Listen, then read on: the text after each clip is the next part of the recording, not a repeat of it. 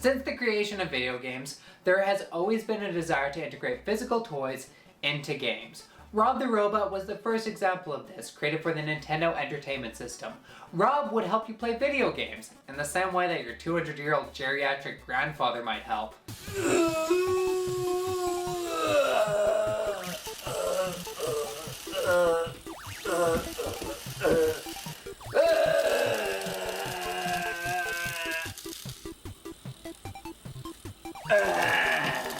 But with the popularization of NFC chips or near-field communication devices, being able to wirelessly transfer information became incredibly easy. And in 2007, the first official Toy to Life was born. Will you be funky? Unlock a whole new world of games and adventures with UB Funkies! We're back! And in this multi-part series, I want to discuss the rise, the fall, and maybe eventual rise again of the Toy to Life genre, starting with UB Funkies. Created by Mattel, UB Funkies utilized NFC technology to revolutionize the Webkinz craze. And it was really cool. No more clunky secret code tied to a single account. You just grab your Funky, you put it on the hub, and you're in the game. Trying to capture the growing popularization of vinyl collectibles, UB Funkies were clearly a product of their time, where everything had to be like dark and gritty, because kids these days don't want just Sonic, they want Sonic with a gun! And you know what, I'll give them this. While I wouldn't collect the characters nowadays because they are kinda ugly, I did really want them as a kid. Designed by Radica, UB Funkies came with an NFC chip on the bottom that would allow them to be transported into their own video game. The video game itself was developed by Arcadium and was an online social simulator in the style like Webkinz and Neopets. If it's a social simulator, then how come I have no friends? All around me are familiar faces. Each Funky was part of a specific tribe, and due to the main antagonist's master locks locking all the portals away, only a Funky of the specific tribe can enter a certain portal, which is very convenient when you're trying to push product. The base set came with 2 Funkies and the hub, and all things considered, Funkies are pretty cheap. The base set cost around $20, and each Funky after costs $5, which compared to the $100 base sets of Skylanders, and this one being $15 at retail, it's considerably cheaper. Each Funky came with their own minigame and a shop, where you can play the game, earn coins, and use the coins to buy furniture to decorate your pad. And when I dove into CPAL's world, my biggest complaint was the fact that they didn't have a lot of minigames to sink your time into. And Funkies is the same way. You start out with 2 minigames, if you don't like either of them, you're out of luck, you have to buy a new Funky. And a lot of the games are just flash game clones. Some of them are good, like this Rock'em Sock'em Robot game. That one's fun, but some of them are downright unplayable, like this racing game. The controls are impossible. It's so slippery. This is my Dark Souls. Now I'll admit, I was a Webkinz kid. I had misdiagnosed ADHD. I view not being able to do something new every 5 seconds as a bad thing. But that's not what UB Funkies was going for. UB Funkies was primarily an exploration game where you would complete fetch quests. And I gotta admit, the exploration in this game is really good. All of the towns are really cool. You got Funky's Town, which is the solar punk-esque city. You got Laputa Station, which is a really cool little alien planet with military bunkers. The Nightmare Rift, which was a later release, allowing for a larger map with 4 very distinct locations. The Warscape, which had this really cool little destroyed Funky. The Heap, which was the home of all the broken dreams of Funkies. The Egyptian area, home of the Tep. And the Flesh Pit. Nobody likes the Flesh Pit. This gross little tapeworm thing threw up on me, and I think my game's broken because, well, I don't look dirty. I'm walking around with little floppy footprints. You can also buy Pink Eye, which is way more convenient than how I've been getting it. The Daydream Oasis is the opposite of the Nightmare Rift, and I really like this world. It has a cool little trippy psychedelic aesthetic, and you walk through optical illusions. Finally, there's Kelpie Basin, which I also love because it's an underwater level, and underwater levels are always vibes. But also, there's Gay Twinks. They're literally called Twinks. They knew what they were doing. Happy Pride. I was gonna put on a pride hat or something. I don't have any pride merch. That's homophobic. When exploring, you'd eventually get dirty and you'd no longer be allowed to enter buildings. You'd then have to go to a specialized cleaning station in each world in order to clean yourself off. You could only use that specific cleaning station once per day as a way to prevent kids from playing too long. But if you had an extra Funky, you can travel to a different world and use that cleaning station. Originally, the developers didn't want to have any combat in the game as to not promote violence, so instead they opted to have little creatures that would mug you if you're standing around too long. Each world had a different mugging creature, and oftentimes they were henchmen of the antagonist, Master Locks, except for Royalton Raceway, where you just get hit by a car. And like, I get it, you don't want to promote violence, but these aren't good life lessons either. Boys, stop fighting. I'm making dinner. Go outside and play in traffic and don't come back until you steal the purse off of that loiterer.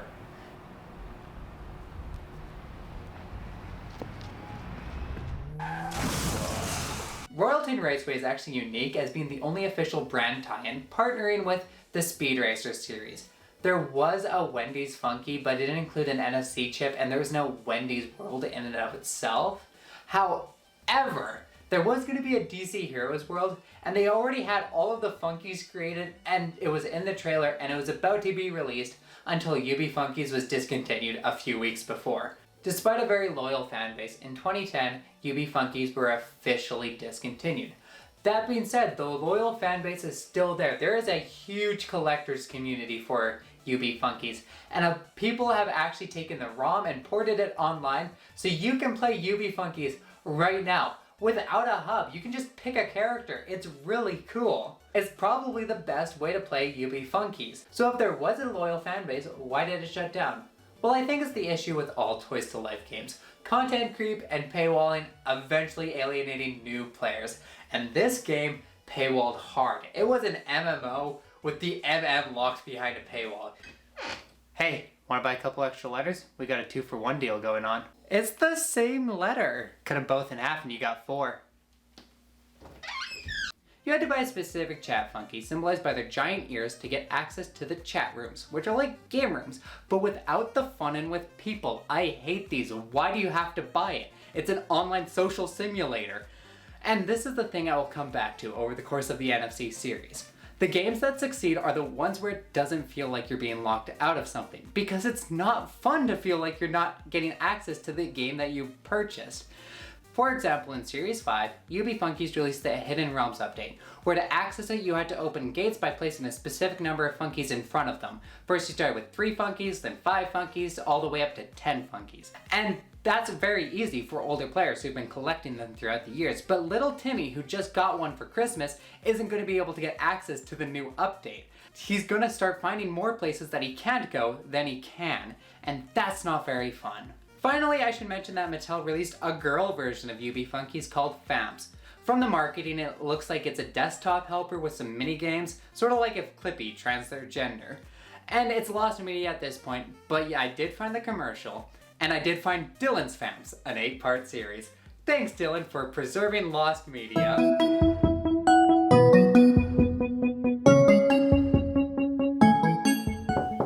Sam, have you finished the script for your latest video?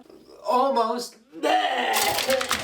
Well, I just wanted to let you know that there's a new Spyro game out. Really? Oh wow, I love Spyro. My favorite Spyro game is Spyro Enter the Dragonfly. I'm just really happy that this platforming mascot is back. Yeah! Why?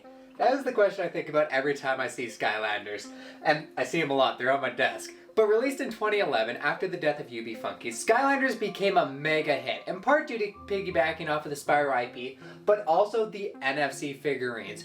You can collect the figures, play the game, bring your save data on the Skylanders to a friend's house, and play with them when you can't afford your electrical bill because you had to buy 2 Guild Grunts. It's inhumane not to keep them in pairs. What seems like the trappings of a long-running series was quickly relegated to the clearance aisle 5 years later. And in part 2 of this NFC series, I want to take a look at my love and nostalgia for Skylanders, but also explain why they died, because seriously, what happened? That's definitely copywritten. The story of Skylanders has the evil chaos user Rayta shoot Skylanders into space, where they travel to our world while getting wrapped in highly marketable plastic. Space junk has really gotten out of hand these days. By placing the toys on the Portal of Power, they get transported into the game as they fight back against chaos and super boring gameplay. Yes, I understand it's a kid's game, and the beat 'em up genre was popular at the time, but this was my Spyro. So my standards are low, and even as a kid, I thought the gameplay wasn't very good. You have 2 moves, and while you can level them up on a skill tree to do different things like holding for a charge attack, the challenge comes from lots of enemies, so you'll just end up using your normal attack anyways. And it's very disappointing because some of these characters have very complex combo systems like Stealth Elf, and they're fun to use, but it's just underutilized due to the game design. And I'll talk about the player versus player later on, but it's a blast because you can use all of your combos on one large high-powered enemy. Exploration involved completing light environmental puzzles that would be fun if they just had a little extra difficulty. And while traveling through the game, you would find gates that you can't get through without a figure of that specific element. And while none of them were essential to the story, it just didn't feel good to be locked out of something. Seriously, I paid $100 for this game and I just can't play all of it? Activision somehow made microtransactions worse. If I had the choice, I would never buy this game again. What can I say? This one has a jump button. I never played Spyro's Adventure, so I'm going to relegate my retrospective to Giants and Swap Force and their respective gimmicks specifically. So, let's start with Giants. Boy does this game look rough. It was originally made for the Wii and then ported to other consoles, so on the underutilized juggernaut of the PS3, it looks terrible compared to games like Little Big Planet, which were designed for the system. It did have okay art direction, opting to focus on silhouettes instead of detail, but because it's in standard definition instead of HD, everything just looks a little smudgy. In the base pack of Skylanders Giants, you got the Portal of Power, Tree Rex, Cinder, and Jetpack, as well as their respective trading cards showcasing their power level. I really hope they make a game out of these. No?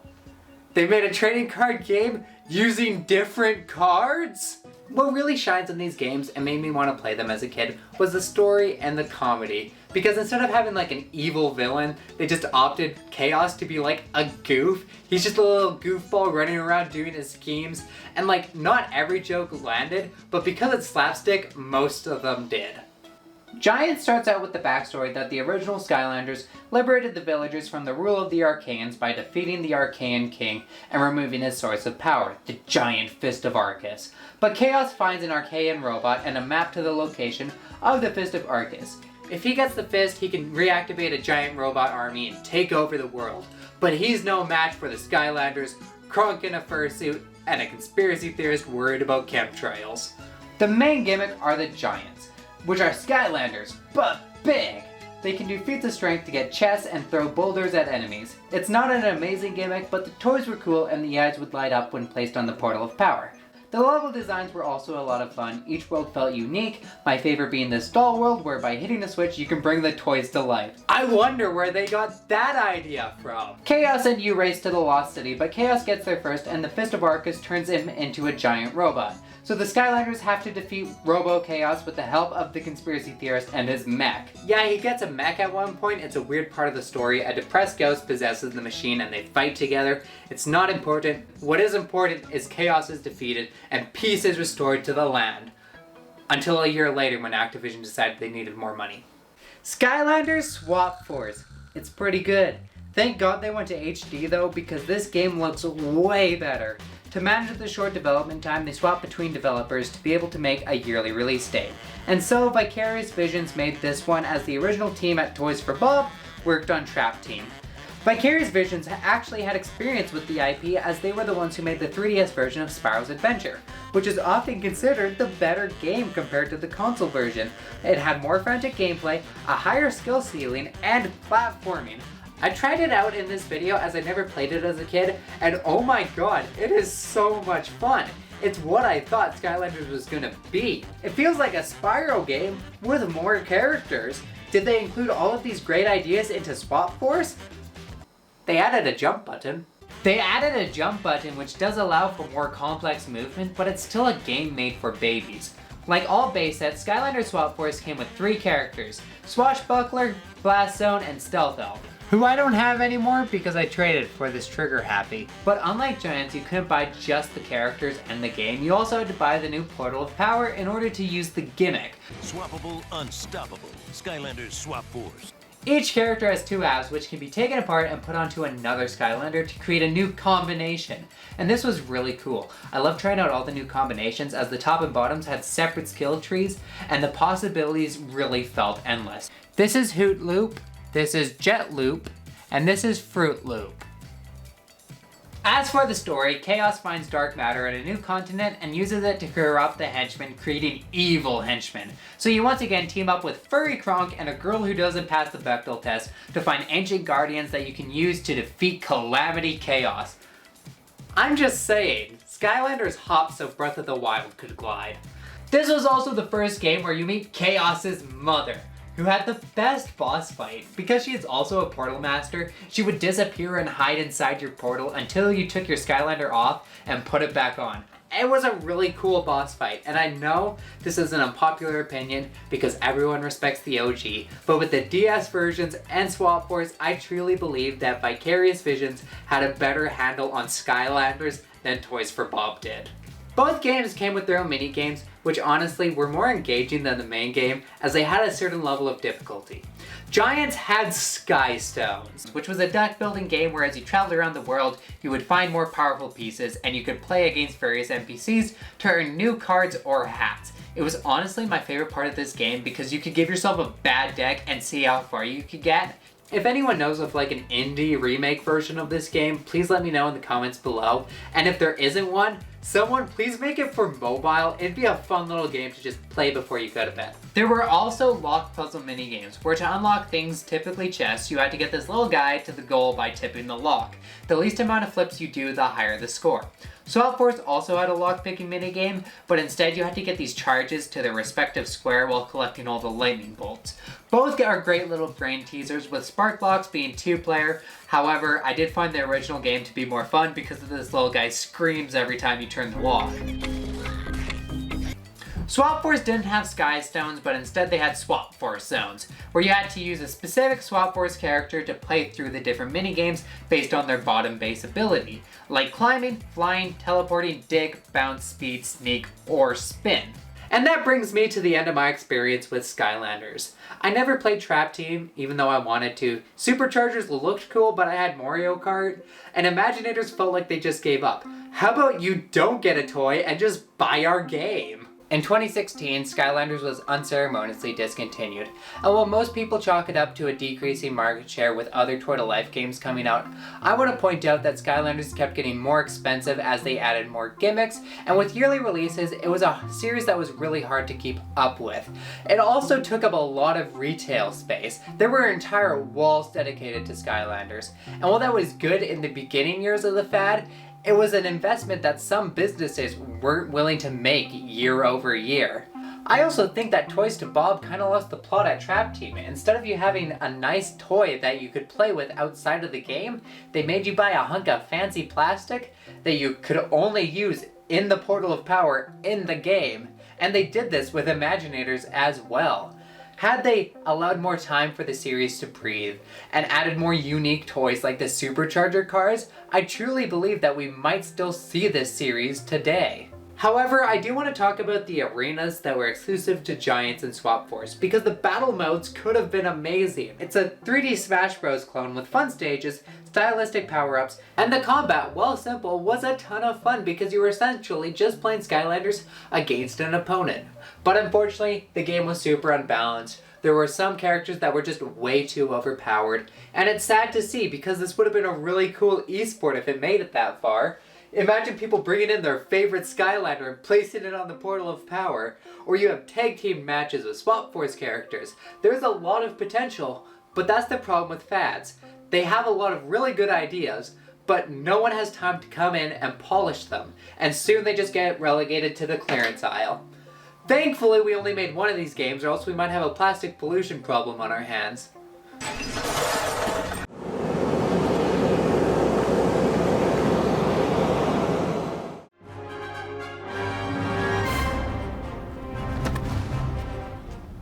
You might be wondering what happened. Well, I'll explain. After we discovered how to make toys come to life, we started creating toys of people to do our work for us. First it was wax sculptures, but then summer hit. The pain! So we switched to cheap, easy to manufacture plastic, and that was our downfall. Because the clones started being able to make clones of themselves, and in a weird, strange twist of fate, humanity was put on the clearance aisle, and somewhere in all of this trash is the key to defeat them. I just need to go through the entire catalog of Toy to Life games to discover what they all have in common. Let's hurry back home. Alright, we're back. Let's start at the beginning. After the success of Skylanders, other companies wanted to hop on board the Toy to Life trend, and in 2013, the first clone was released. Pokemon Rumble U. I bet you thought I was going to say Disney Infinity, but no, this came out 5 months earlier. The world's largest IP and the world's largest fad coming together with an endless amount of iconic characters to collect. What could possibly go wrong? Oh yeah, I forgot Nintendo's chromatophobia. Toys for Bob actually reached out to Nintendo for an exclusivity license on Skylanders, but Nintendo declined. So to make up for it, Nintendo released Pokemon Rumble U for the Wii U. That was their first mistake. Their second mistake was making a bad game. It was an eShop only title being sold for $20, and while you didn't need the figures to play the game, you could get them exclusively at EB Games for $5 in little blind bags. Why were blind bags a thing for so many clone Toy to Life games? Yeah, sure, it came in cute little packaging being a Pokeball, but these aren't cheap trading cards and there's no gameplay value of having two of the same figure. There's sentimental value. It does take advantage of the NFC integration on the Wii U gamepad, which is something that no other Toy to Life game took advantage of. The only reason that no other game used the built-in NFC feature on the Wii U is because it was in a dumb spot. Skylanders, unlike Amiibos, have to stay on the NFC pad at all times, and when your NFC pad is on the controller, it's hard to play the game without the figure falling off. Sure, having built-in NFC is cool, but why did they just put it on the console? To prove my point further, Skylanders Imaginators did use the built-in NFC on the Switch, but you had to go through menus, and that ruins the magic of Toy to Life. Pokemon Rumble U was a nothing burger, with the gameplay just being button mashing in tiny little arenas and then doing it over and over and over again. Thankfully, a few months later, a more popular Skylanders clone was released. Disney Infinity. While Skylanders had to develop name recognition for all of their characters, Disney was able to have that right out the gate. You try asking your mom for a Pop Fizz for Christmas, she might send you to AA.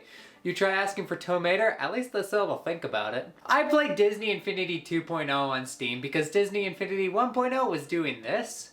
I don't know what that was about. This one included the addition of Marvel characters, which is awesome. I can't wait to have Stitch join the Avengers and fight alongside Spider-Man. What's wrong with you? Your slogan literally says, play without limits. Spider-Man can't even climb in the levels. The art style is good, I'll give it that, with the characters looking like action figures, including joint lines. And once you're in the hub world and all of the characters can use their powers, it's almost fun. But it's another beat 'em up game. This time you're fighting synthetic venom creatures.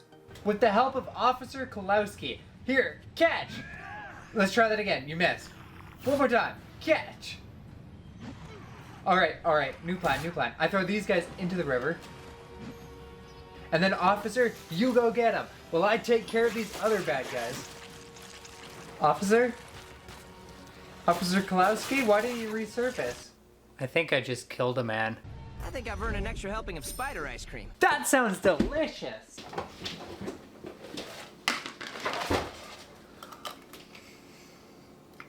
Yummy! The playsets in this game would be a lot of fun if I was a kid because I'm a sucker for tower defense games. It's like most tower defense games, but you can fight with your characters during each wave, which is a fun inclusion. But again, you can't play as every single character, which is dumb because it doesn't even really have a story. So why not let me play as Stitch? This is as dumb as the time they made clones of animated characters. I am the legally distinct, familial dude. Really, the playsets are just to give you ideas for the toy box, where the real fun happens. The toy box allows you to play and create community-made games using any character. Finally! It's a great place to fool around and create your own fun, and I could see how some people could create some really interesting games. And you could also edit downloadable toy box worlds, which could give you a head start on creating your own games, or just have endless hours of fun playing other people's. Unfortunately, because the Steam version doesn't have online functionality, I wasn't able to play any community-generated toy boxes. However, every single character was unlocked, so you win some, you lose some. Disney Infinity 3.0 was the final installment, where they really started making strides towards perfection. They finally got rid of the blind bags. Please stop promoting gambling to children. It's literally taking candy from a baby. This time the main inclusion was Star Wars, but they also included more Disney characters like Baloo, and while you couldn't play as characters from different franchises in certain playsets, it did have a larger variety of gameplay. But shortly after announcing Disney Infinity 4.0, the game was discontinued because Disney saw the fad was dying. However, during its height in 2014, it was a great competitor to Skylanders. But an unlikely candidate also came out in 2014 to try and rival the top dogs in the mobile space. Angry Birds Star Wars Telepods. This is taking the toy and toy-to-life to the next level. There were entire playsets that you could buy and play with, but also each character came with a QR code that you could scan on your iPad and import it into the game. This is a really clever implementation of the toy-to-life concept because iPads don't have built-in NFC chips, so the real value comes from the toy itself with the in-game unlockables as an extra sauce added on top. Keep this in mind as we see what toy-to-life platforms are still successful to this day. They released 4 versions of Telepods: Angry Birds Star Wars, Angry Birds Stella, Angry Birds Karts, which allowed you to build tracks, and Angry Birds Transformers, which were working Transformers. I wish I had some to show you, but my clone stole it. What ho! I'm your Robin Hood clone. I'm broke. I'm bad at my job. Away! LEGO Dimensions. Released in 2015, it was an obvious choice for the toy-to-life genre because LEGO games were already incredibly popular, but you also got actual LEGO to play with. It was a match made in heaven. If you've never played a LEGO game before, they're an action puzzle platformer with the story being a comedic parody of the franchise. And Dimensions went hard when it came to franchises for the game, including fan favorites like Batman and the LEGO Movie, as well as Sonic, The Simpsons, Portal, freaking Portal! This is the closest we'll ever get to Portal 3. Why didn't you come out on Steam? I was unfortunately unable to find a copy of the game, so I've never played it, but I know someone who has. Honestly, LEGO Dimensions I feel a little mixed about just because overall I did love the LEGO games. Like I grew up loving LEGO Star Wars, Batman, Indiana Jones, all of them. It's just that when it came to LEGO Dimensions, it just felt like they were just pushing too much in at once, and it just, for me, it wasn't working. Granted, it came out in my later childhood, so maybe I just became more of an old fart as time came on. So, you know, there's always that possibility, but overall, I don't think it was the strongest out of all the LEGO games. Oh, excuse me one moment, I have to answer the door.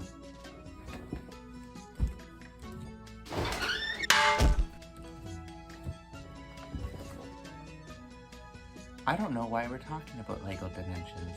Sick Brick is where it's at. We should talk about that. Or else. Sick Bricks, what's that? Oh my god, this is a blatant ripoff. It's just the don't copy my homework meme. Ratatouilleing anyone? Sick Bricks was released in 2015 as a mobile exclusive, and I can't even make jokes about how ill its art style makes me feel, or else I'd be stooping to their level. But my clones can. Hey, check out my new pet rock. Dude, that's not even a rock. How dare you, sick 'em boy! Ah! By scanning the figures, you can port it into the game, which will allow you to fight against the evil Overlord Omega. By swapping out the tops and bottoms, you can mix and match different abilities. It had a small amount of success, including a short web series on Cartoon Network that was really just an advertisement. But the game was free to play, which made it popular on YouTube Kids channels. However, the toys themselves were grossly overpriced, costing $17 for like 2 figures, and the toy line didn't make it longer than a year. In 2020, the mobile app was discontinued. A couple other toy-to-life games have been released, like the Heroes Plug and Play, which was a bad licensed platforming game for DC and Teenage Mutant Ninja Turtles. Starlink was Ubisoft's great attempt at the genre. Half a decade too late, as all great Canadian inventions. And Lightseekers, a toy-to-life card game that had success on Kickstarter, but unfortunately nowhere else. However, there is still one toy-to-life platform that is not only consistently getting character updates, but is massively popular to this day. Nintendo Amiibo. Released in 2014, they were designed to look like toys from Super Smash Bros. And first allowed you to train and customize fighters with different movements and abilities. But as more Nintendo games came out, Amiibo started being able to do so much more, from giving you new costumes to power-ups in Mario 3D World, and even new characters added to your island in Animal Crossing. And while not every single Amiibo was compatible for every single games, the ones that are uncompatible would give you a small randomized piece of loot as a consolation prize for scanning. And with this winning formula, Amiibos became so popular that other third-party developers started adding them into the game. Like with Skyrim, when you scan in a Link figure, it gives you the entire Link outfit, including the Master Sword. But non-Nintendo franchises also got their own Amiibos, like Shovel Knight, Final Fantasy, Dark Souls. There's a cereal box Amiibo. I had no idea where to mention this in the script, but it has to be mentioned. It's called the Delicious Amiibo. Like what Telepods tried to do, Amiibo's success comes from the toys themselves. People just want to collect figures of their favorite characters. The in-game functionality is just a fun extra, and it shows in the price tag. Amiibos aren't cheap. The cereal costs like 15 bucks a box, but the build quality isn't terrible either, making for a great addition to anyone's collection. And that brings us to the end of the Toy to Life fad, as a billion-dollar industry slowly dwindled down to a small collector's line. But in 2025, Corptech released the first Clone to Life series. Wave 1 was a politician line, having all of your favorite politicians be in a safe, humane park. Unfortunately, there's some legal drama that they ran into when John A. McDonnell managed to escape containment and rampage across Parliament Hill. Really, we should have figured out what was to come when we purposely didn't include Kim Campbell in the line, and yet the Prime Ministers somehow managed to clone themselves. I guess life truly finds a way. Eventually, the clones started taking over human life, being able to function identically to their human counterparts, but with one weakness. I just don't know what it is. Oh my god, I'm out of time. I still haven't figured it out. How do I defeat a ton of ununique enemies in super boring combat? I got it! It's a beat-em-up game! I just have to be the main character. Their weakness is my weakness. Pain!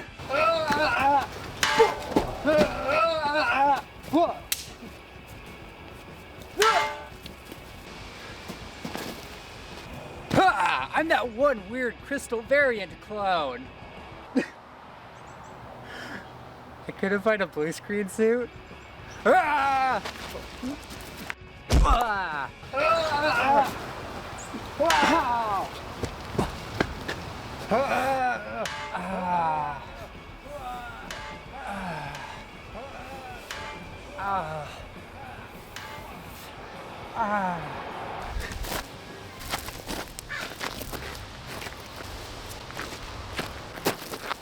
It's no use. There's too many of them. There's one way. Gilgrunt? Get me to the portal and I'll explain. Alright, Gilgrunt, there's the portal. What are you gonna do? When I get on the portal power, I can somehow travel both the Spyro's Adventure, but also Trap Team and even gosh dang Imaginators. That means the portal can also travel through time. If I reverse the polarity majigger, we might be able to send you back before the first Toy to Life game and stop it at the source. But if I touch the portal, won't I become a toy like you? Chaos is a portal master and survived, so probably not. Right, here goes nothing. Good luck, champ.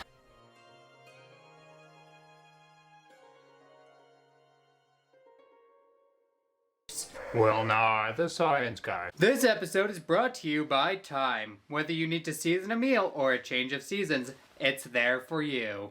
It's 1987, at least for me. For you, it could be years in the future, but I'm in the present. It's a gift. Time moves at 1 second per second, which seems obvious, but time on the International Space Station moves differently than Earth time by 0.07 seconds. So if time can move faster and slower, can time be reversed? Yeah. Quick, what year is it? 1987. What channel is Captain Power on? More like Will Nye the Useless. Okay, where am I?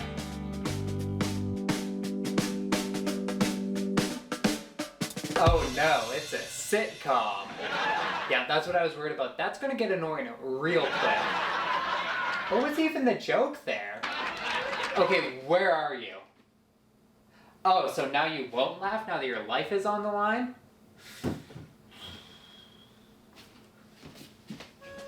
Hey, so I've been on estrogen for about 3 years now, and damn, I feel like a woman. I've crashed 2 vehicles. Laughed a little too hard at that one, buddy. But I found it. It's funny, because women can't drive. Okay, so don't feel bad for what I'm about to do. Ah! Oh God! Ah! Ah! Stop! I have a wife and kids! Oh God! Alright, I just need to find Captain Power. There it is! Captain Power and the Soldiers of the Future was released September 1st, 1987, following Captain Jonathan Power and his band of freedom fighters as they tried to stop the evil Lord Dredd from creating a robotic super race and ending all life on Earth. This show was a bizarre amalgamation of every single sci-fi trope, moving at a breakneck pace to shuffle you from action scene to action scene. It starts out in the year 2132. Dr. Taggart and Dr. Power, Captain Power's father, invented the Overmind, an AI which can control an army of robotic super soldiers called biomechs. This was designed to end all wars by being able to win every battle. But oh no, this didn't go as planned because the Overmind AI determined that the best way to win all wars was by being the only one left alive. Who could have predicted that? The Overmind and Dr. Taggart then fused their consciousness to create a new self-healing robot, the Bio-Dread Sauron, and the machine holocaust began with the death of Dr. Powers. However, before he died, Dr. Powers built a new AI called Mentor, and the Power Suits, which allowed the wearer to be immune to the Digitizers, a machine that would insert people's consciousness into the Overmind, where they would be tortured forever. This show is incredibly dark, being an allegory for World War II, but it's also a kids show, so it had to have goofy fight scenes and wacky characters like Scout. A member of Captain Power's team, his power suit allows him to look like other people and biomechs, which he uses to get into buildings and attack from the inside. There's also Hawk, Dr. Power's friend and father figure to Captain Power. He has a flying suit. Tank, who's just doing his best Arnold Schwarzenegger impression. Do me a favor, man. Shut up. And Pilot, former Dread youth and love interest to Captain Power in just the creepiest way possible. Seriously, what is this facial expression supposed to communicate? Your skin looks like a yummy snack. Captain Power and his team managed to get a memory bank out of a biomech and learn about Lord Dredd's plans to take over the world, called Project New Order. Which, as a side note, it's weird that this show was anti-Nazi while still falling on anti-Semitic tropes of the New World Order conspiracy, including a space laser. I don't think it was intentional, but if there's any aspiring writers out there, it's an important thing to make note of. Project New Order contained 4 phases. Styx, a pandemic, Charon, the creation of the Bio-Dreads, Icarus, a giant digitizing ray, and Prometheus, a giant ray that would turn the atmosphere to plasma. A lot of rays here. Captain Power and his team set out to stop Project Charon and the Bio-Dread invasion by redirecting the power away from the factory. But Lord Dredd still manages to make Blastar. He's even more powerful than Sauron. This could be bad, but Captain Power has a new plan. He comes up with the game plan of planting a bomb inside the vents of the space laser. They then crash the space laser into Vulcania, the throne of Lord Dredd's power, and the location of the Prometheus beam, stopping Project New Order once and for all. They did a low-budget Star Wars with extra steps. Almost shot for shot. Unfortunately, it didn't destroy the Prometheus beam, so Captain Power and his team infiltrate Vulcania to blow it up from the inside. But Blastar is there to stop them. Assault packs. See, this is why you should always bring your seasoning with you. Assault pack.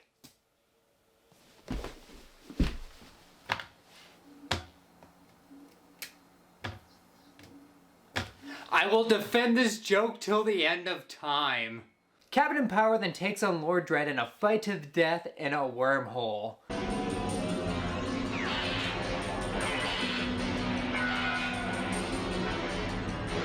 Was this special effect needed? Why didn't they just fight in the room they were in? Meanwhile, his team starts the self-destruct sequence for the Prometheus beam, and everyone escapes. Finally, they defeated Project New Order and celebrate a small victory, but Lord Dredd also survives the explosion and starts a take-no-prisoners rampage across the world, and discovers Captain Power was using teleportation technology to travel around. So while Captain Power was out on a mission, Sauron and Blastar break into the base and attempt to take it over, but Pilot sacrifices herself and destroys the base so Lord Dredd doesn't unlock the secrets of the power suits. Go to hell.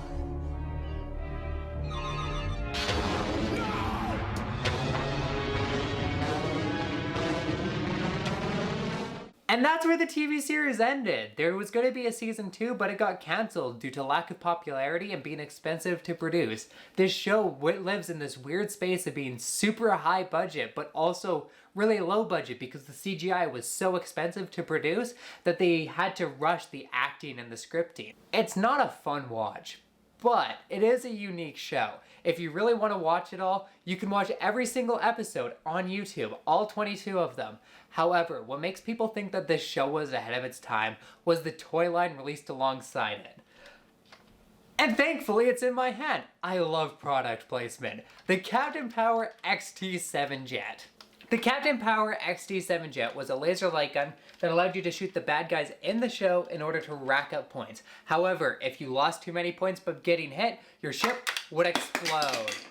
This is a really cool toy. Alongside the jet, they released 3 VHS on-the-rail shooters that took place in the Captain Power universe. They all started out with a live-action introduction of the mission with the main characters from the show, and then moved to an animated format to make gameplay production easier. This is quite possibly the first toy-to-life game, and let's pop it in and see how it plays. Welcome to the power base, fellow human. We need your help. Lord Dredd and his evil bio-dread forces continue to rule the Earth, and we're the only ones who can stop it. You've been chosen to become a member of the Soldiers of the Future, the resistance movement that will one day bring Lord Dredd down. You will be serving as one of our elite battle pilots. But before you begin an actual combat mission, you'll be training for battle. On this monitor, we're running combat training tapes that we use here at the power base to sharpen our battle skills. I'll be coaching you from my XT7. Now let's get you to your power jet. The art style for this animation is amazing. I am absolutely in love with this, and I almost wish that they just made an animated TV show. I think it would have done a lot better because then it would have been directly for kids, but we're off. Like, it's really good animation. They should have just stuck with this for the entire show. Clearing Rocky Rim and approaching Mach Point 6. Smooth sailing. Prepare for your first mission. The sky mines are really floating gun emplacements. Dredd programs them through the interlock. They're laser powered and they're unpredictable. Alright. Oh wow, this is hard to aim. Am I just too far away? Fully operational. Running steady. Reading some I am turbulence in sector 5. hitting Storm nothing. moving on from Do I have to like angle my ship down? Because you're not shooting through here, you're shooting through here. It makes it just that much more difficult. Oh. good work. You finished I the got project. hit. Check your Check my power levels. Oh boy. bank left. I got 4 lives. Maybe I'm just too far away. Oh. There we go. Its wing design allows for high speed maneuvers. You can reach speed. You have to get uncomfortably close to the TV to actually play this. Watch for fire. Like, I am only about half a meter away from the TV.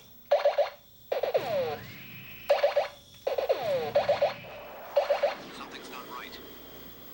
Can't be. I'm picking up readings.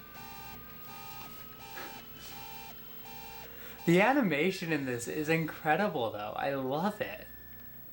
I'm online. Oh, check my power levels. They're about 100 kilometers off and moving at Mach 0.9. Got it on the radar. They're 12? too close. Cut to emergency linkups, bypass standard systems. Shields up full. They're at 65 kilometers. There they are. Check your PowerPoints. This is it, the real thing. Your training is over. A whole squadron of Phantom Strikers in Sector 12, and they're heading your way. XT7, accelerate to Mach 3. The Strikers are outside the envelope. Phantom Striker's stealth capability is allowed them to get in under our radar. Spoke too soon. Watch out, there's one in your slipstream.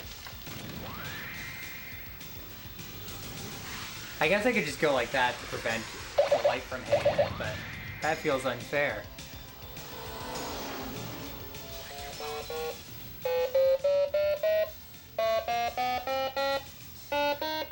We survived! Congratulations. You're now a full-fledged member of the Soldiers of the Future. But your training will continue. There will be more missions, and unfortunately more battles against Lord Dredd and his evil Bio-Dread armies. Impressive, Captain. Your little cadet there is quite the flyer. I've had my fun today, but next time I won't be so forgiving. After getting a hold of the ship, I can understand why this show was discontinued. It was just trying to do too many things at once. The producers wanted to market it to both kids and adults, with the adults watching it for the dark post-apocalyptic storyline, and the kids playing alongside them. However, this thing is incredibly noisy and without a volume button. No parent would want to be in the room while this was going off. And you also have to be incredibly close to the TV in order to actually use it. Are you having fun? Can you see the show? It is inventive, and the idea of using VHSs to make high quality on-the-rail shooters is a really cool idea. In another universe, I could see movie rental places having entire sections dedicated to these games. However, the show just falls flat. I'm not saying it's bad. There is a rabid fan base that I don't want to upset. It's not bad. It just doesn't come together well. However, there is one really cool feature about the toys that I want to show. If you turn it to room and you get yourself another Captain Power jet, you can play laser tag with them. And that ends the story of Captain Power. There was a reboot announced in 2012 under the name Phoenix Rising. However, that's been stuck in development hell for years. And it's sad that this show will never be created because I have to erase this prototype from the timeline. Oh well.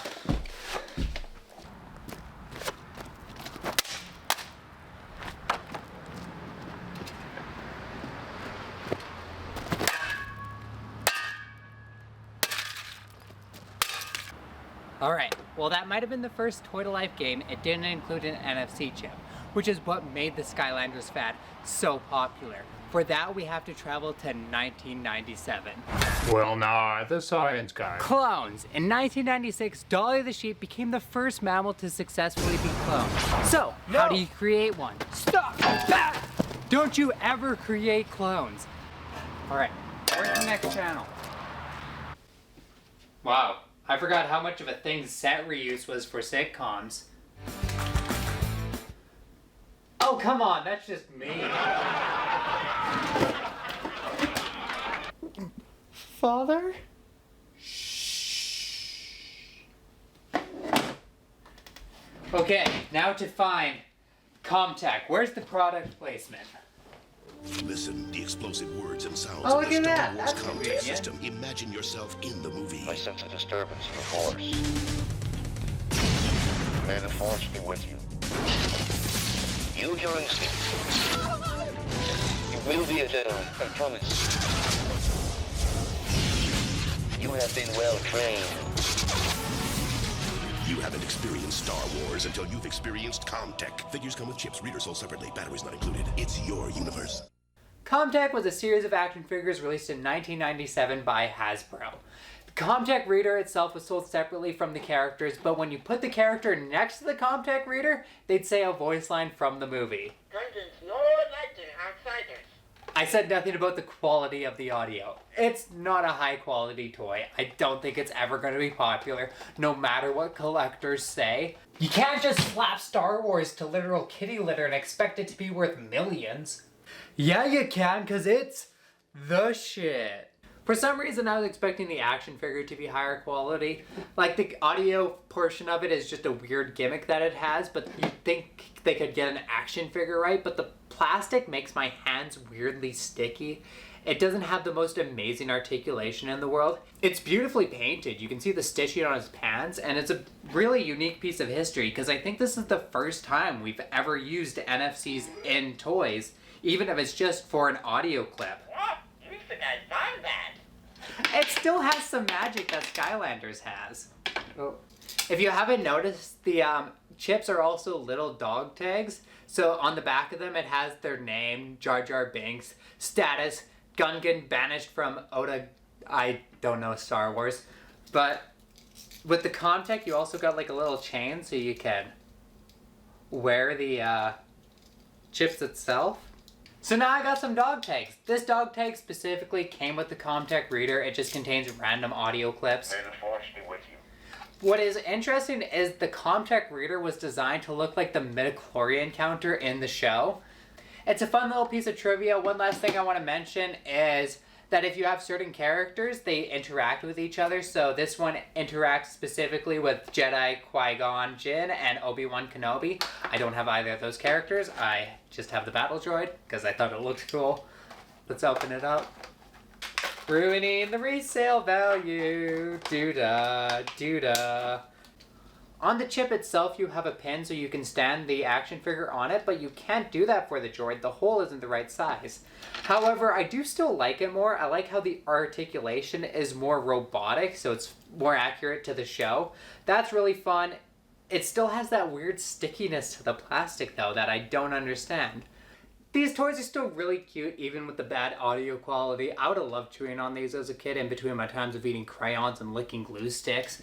They even remade this in 2017 under the name Star Wars Force Link. It had higher quality audio and you could attach it to the arm so you could play with the toys as the audio clips were going. This is Comtech. Get a good one last look at them because now I have to destroy it in order to save the timeline. Oh well.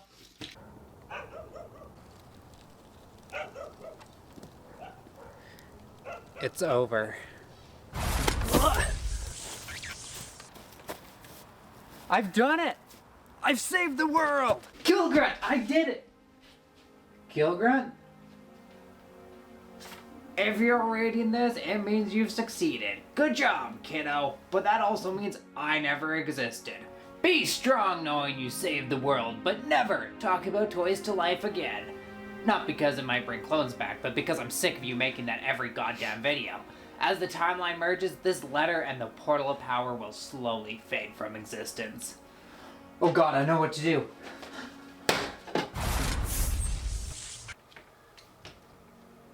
Ah, Jesus.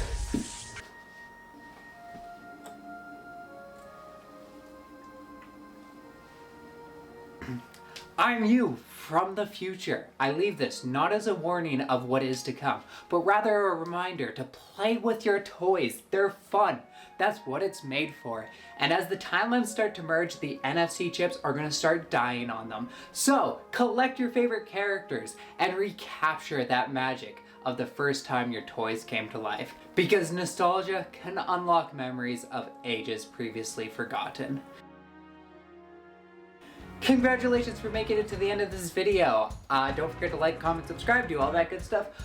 I'm sorry this one took a while. They all take a while. I was busy doing interviews. But hey, I got the job. I don't know if I'm allowed to talk about it yet, but if I can, I'll let you know. Anyway, really cool thing. I do actually truly mean play with your toys, because once I reach 1,000 subscribers and 4,000 hours of watch time, I want to give away the Comtech toys to one of the first 1,000 subscribers. It is a legitimately cool toy. I know I kind of nagged on it a little bit, but they're fun to try out. It is legitimately a toy-to-life toy from 1997. It is cool. But it also is kind of a little bit which honestly makes it more fun to play with because it's not very good, but it's also cool. Anyway, one last thing. Thank you to the coworker at the Media Jack. I keep forgetting to mention this, but he was the one who gave me the second ship for the Captain Power stuff. apparently he was a huge fan of it as a kid. I was just like, hey, I'm making this video. And I was like, oh, I love that stuff. Here's my old collection. And I was like, oh, cool, can I borrow it? And he was like, yeah, totally. So that's how I got some of the pieces for this video. Also, thank you, Eden Kaminsky. She helped out last video. I'm gonna be making a big supercut, so that's probably gonna end up here too. So now, bye.